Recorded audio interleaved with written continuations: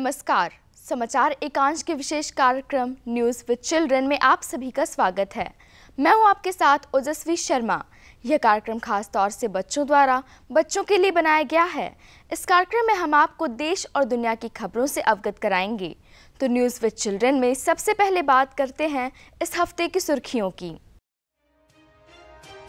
प्रधानमंत्री नरेंद्र मोदी ने सांसद खेल महाकुंभ के दूसरे चरण का किया वर्चुअल शुभारंभ। जेपी नड्डा का बढ़ा कार्यकाल, जून 2024 तक बने रहेंगे बीजेपी के राष्ट्रीय अध्यक्ष। देश की टॉप यूनिवर्सिटी में शामिल हुआ गोरखपुर विश्वविद्यालय। पुरुष हॉकी विश्व कप में भारत ने वेल्स को 4-2 से हराकर पूल डी में दूसरा स्थान हासिल किया। और अब खबरें विस्तार से। प्रधानमंत्री नरेंद्र मोदी ने सांसद खेल महाकुंभ के दूसरे चरण का किया वर्चुअल शुभारंभ। कहा, गांव के खिलाड़ियों को मिलेगा आगे बढ़ने का अवसर। प्रधानमंत्री नरेंद्र मोदी ने वीडियो कॉन्फ्रेंसिंग के माध्यम से बस्ती में सांसद खेल महाकुंभ के दूसरे चरण का उद्घाटन किया। इस मौके पर मुख्यमंत्री योगी आदित्यनाथ भी मौजूद रहे। इस दौरान पीएम मोदी ने कहा कि सांसद खेल महाकुंभ जैसे आयोजन गांव के खिलाड़ियों को आगे बढ़ने का अवसर देंगे। वहीं सीएम योगी ने कहा कि 8 वर्षों में खेलो इंडिया खेलों के तहत सांसद खेल महाकुंभ के जरिए प्रधानमंत्री ने गांव के खेलों और खिलाड़ियों को बेहतर मंच उपलब्ध कराया है। 18 जनवरी को शुरू हुआ खेल महाकुंभ 28 जनवरी तक चलेगा। खेल महाकुंभ में इंडोर और आउटडोर दोनों प्रकार के खेलों का आयोजन किया जाएगा। प्रधानमंत्री नरेंद्र मोदी के मन की बात कार्यक्रम की 100वीं कड़ी का लोगो डिजाइन करने के लिए मांगे गए आवेदन। सर्वश्रेष्ठ को मिलेगा 1 लाख रुपए का इनाम। प्रधानमंत्री नरेंद्र मोदी के मन की बात कार्यक्रम की 100वीं कड़ी का लोगो डिजाइन करने के लिए आवेदन मांगे गए हैं। इस वर्ष अप्रैल में इस कार्यक्रम की एक 100वीं कड़ी प्रसारित की जाएगी। मन की बात के 100वें एपिसोड के लिए आकाशवाणी ने लोगो का डिजाइन मांगा है। लोगो में मन की बात की 100वीं कड़ी को दर्शाने वाला आकर्षक डिजाइन होना चाहिए। सरकार ने सर्वश्रेष्ठ लोगो डिजाइन करने वाले को 1 लाख रुपए का इनाम देने की भी घोषणा की। 1 फरवरी तक mygov.in पोर्टल के माध्यम से अपने आवेदन जमा कराए जा सकते हैं। जून 2024 तक जेपी नड्डा बने रहेंगे बीजेपी के अध्यक्ष। बीजेपी की राष्ट्रीय कार्यकारिणी में लिया गया निर्णय। भाजपा के राष्ट्रीय अध्यक्ष जेपी नड्डा का कार्यकाल बढ़ा दिया गया है। इस संबंध में राजनाथ सिंह ने बीजेपी की राष्ट्रीय कार्यकारिणी में प्रस्ताव को रखा था। उसके बाद सभी भाजपा के सदस्यों ने इसे स्वीकार किया। जून 2024 तक के लिए भाजपा के अध्यक्ष के रूप में जेपी नड्डा का कार्यकाल बढ़ाया गया है। केंद्रीय गृह मंत्री और वरिष्ठ भाजपा नेता अमित शाह ने प्रेस कॉन्फ्रेंस कर इस बात की जानकारी दी। विकिपीडिया पर सुप्रीम कोर्ट की टिप्पणी। कहा, ज्ञान का खजाना है लेकिन भरोसेमंद नहीं। सुप्रीम कोर्ट ने कहा है कि विकिपीडिया जैसे ऑनलाइन स्रोत क्राउड सोर्स्ड और यूजर जनरेटेड एडिटिंग मॉडल पर आधारित हैं। यह पूरी तरह से भरोसेमंद नहीं है और भ्रामक जानकारी को बढ़ावा दे सकते हैं। जस्टिस सूर्यकांत और विक्रम नाथ की पीठ ने कहा कि यह उन प्लेटफॉर्मों की उपयोगिता को स्वीकार करता है जो दुनिया भर में ज्ञान तक मुफ्त पहुंच प्रदान करते हैं, मगर कानूनी विवाद समाधान के लिए उन्होंने ऐसे स्रोतों का उपयोग करने के प्रति आगाह भी किया। UP global investor summit road show के लिए हैदराबाद पहुंची टीम योगी को मिली सफलता। 19 निवेशकों ने 25,000 करोड़ के MOU पे किए हस्ताक्षर। ग्लोबल इन्वेस्टर समिट के लिए हैदराबाद में हुए रोड शो में उत्तर प्रदेश में निवेश के लिए 19 कंपनियों ने 24,209 करोड़ रुपए के MOU साइन किए। ये MOU अगर जमीन पर उतरते हैं तो प्रदेश में 32,890 लोगों को रोजगार के अवसर मुहैया होंगे। हैदराबाद में रोड शो के लिए टीम योगी की अगुवाई डिप्टी सीएम ब्रजेश पाठक ने की, जबकि उनके साथ महिला कल्याण मंत्री बेबी रानी मौर्य, पर्यावरण राज्य मंत्री अरुण कुमार सक्सेना, आयुष मंत्री दयाशंकर मिश्रा उपस्थित रहे। G20 शिखर सम्मेलन की विभिन्न बैठकों के लिए उत्तर प्रदेश ने तैयारियां की तेज। प्रदेश के विभिन्न शहरों में आयोजित की जाएंगी 11 बैठकें। प्रदेश सरकार ने G20 शिखर सम्मेलन की तैयारियों के लिए कमर कस ली है। 13 से 15 फरवरी के दौरान लखनऊ में G20 शिखर सम्मेलन का आयोजन किया जाएगा। प्रदेश में कुल 11 G20 की बैठकें प्रस्तावित हैं, जिसमें वाराणसी में 6, आगरा में 3, लखनऊ में 1 और ग्रेटर नोएडा में 1 आयोजित की जाएगी, जिसमें लखनऊ में होने वाली बैठक वर्किंग ग्रुप से संबंधित है, जो पहली डिजिटल इकोनॉमी वर्किंग ग्रुप की बैठक होगी। इस बैठक का आयोजन भारत सरकार के नोडल विभाग इलेक्ट्रॉनिकी एवं सूचना प्रौद्योगिकी मंत्रालय द्वारा किया जाएगा। वाराणसी में पर्यटन को बढ़ावा देने के लिए हुआ मेगा शो। आसमान में हॉट एयर बैलून और गंगा की लहरों पर बोट रेस ने किया रोमांचित। बनारस को देश विदेश के पर्यटन मानचित्र पर और ऊंचाई पर ले जाने के लिए 2 महत्वपूर्ण इवेंट का आयोजन किया गया। बनारस में पहली बार गंगा की धारा में बोट रेस हुई।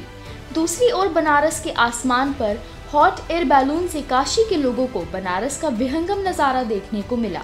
4 दिनों तक चले इन दोनों आयोजनों को लेकर काशी के लोगों में जबरदस्त उत्साह नजर आया।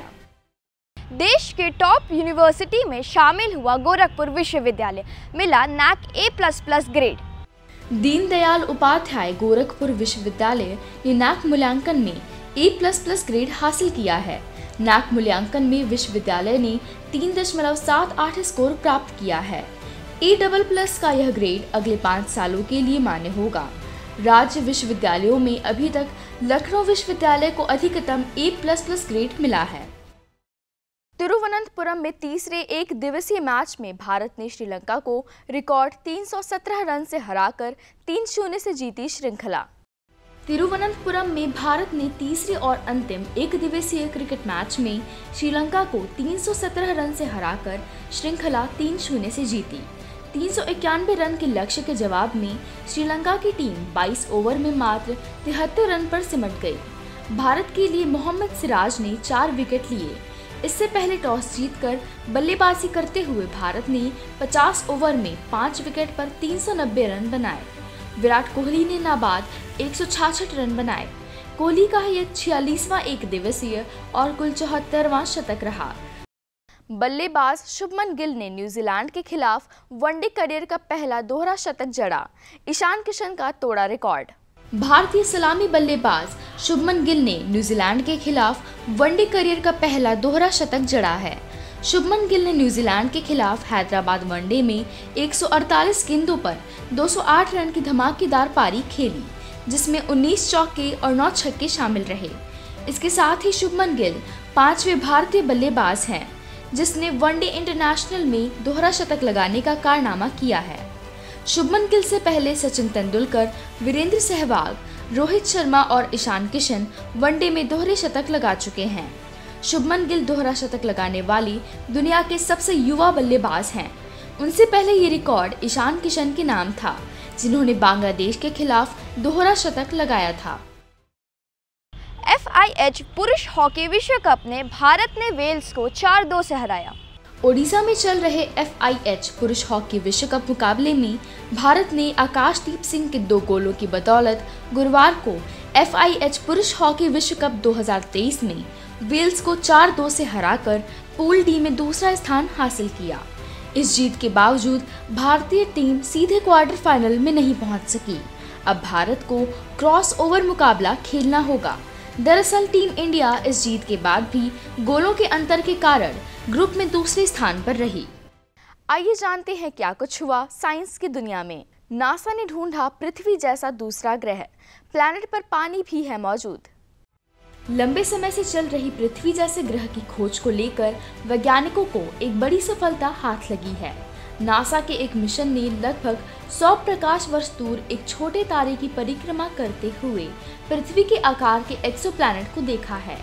नासा वैज्ञानिकों का मानना है कि TOI 700e नाम का यह ग्रह संभवतः चट्टानी है और हमारी दुनिया के आकार का 95% है। वर्ष 2020 में भी TOI 700d नाम का एक ग्रह खोजा गया था जो पृथ्वी के आकार का है। ये दोनों एक्सोप्लैनेट अपने तारे से इतनी दूरी पर मौजूद हैं जिससे पानी संभावित रूप से उनकी सतहों पर मौजूद हो सकता है। तारे को निगल गया ब्लैक होल। अंतिम क्षणों में डोनट जैसा हो गया था तारे का आकार। अमेरिकी स्पेस एजेंसी नासा के खगोलविदों ने हबल स्पेस टेलीस्कोप का इस्तेमाल करके एक तारे के आखिरी पलों को रिकॉर्ड किया है, जिसे एक ब्लैक होल निगल रहा था। जब से तारा ब्लैक होल के पास आता है तो इसका शक्तिशाली गुरुत्वाकर्षण तेजी से उसे अपनी ओर खींच लेता है। ब्लैक होल सितारे की गैसों को निगल लेता है, जिससे तेज रेडिएशन बाहर आता है। ब्लैक होल द्वारा निगले जाने के ठीक पहले एक तारे के साथ क्या होता है, ये इस टेलीस्कोप ने रिकॉर्ड किया है। ब्लैक होल ने इस तारे को निगलने से पहले इसे एक डोनट के आकार में फैला दिया था।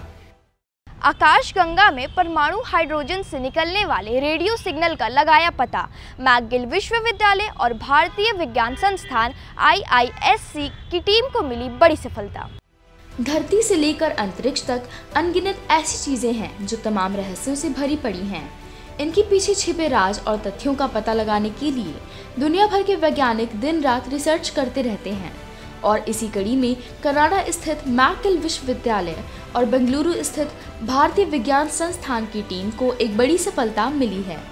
पुणे में giant metre wave radio telescope के डाटा की मदद से एक दूर की आकाशगंगा में परमाणु हाइड्रोजन से निकलने वाले रेडियो सिग्नल का पता लगाया है। आइए जानते हैं क्या रही अंतर्राष्ट्रीय जगत की सुर्खियां। नेपाल के पोखरा में हुआ भीषण विमान हादसा। विमान में सवार सभी 72 लोगों की गई जान। यूक्रेन की राजधानी कीव के पास एक हेलीकॉप्टर दुर्घटना में गृह मंत्री डेनिस मोनास्टिसर समेत 16 लोगों की मौत। न्यूजीलैंड की प्रधानमंत्री जसिंडा आर्डर्न अगले महीने देंगी इस्तीफा। विश्व में सबसे कम उम्र की महिला राष्ट्राध्यक्ष बनी थी जसिंडा आर्डर्न। 37 वर्ष की आयु में 2017 में चुनी गई थी प्रधानमंत्री। अमेरिका में कैलिफोर्निया के गोल्डन स्टेट में जबरदस्त बारिश और बर्फबारी से आई बाढ़ में 19 लोगों की मौत। न्यूज़ विद चिल्ड्रन में आज इतना ही। हमें उम्मीद है कि आपको हमारी ये कोशिश पसंद आई होगी। तो अगले हफ्ते आपसे फिर से मुलाकात होगी देश और दुनिया की खबरों के साथ। धन्यवाद। देखते रहिए दूरदर्शन उत्तर प्रदेश।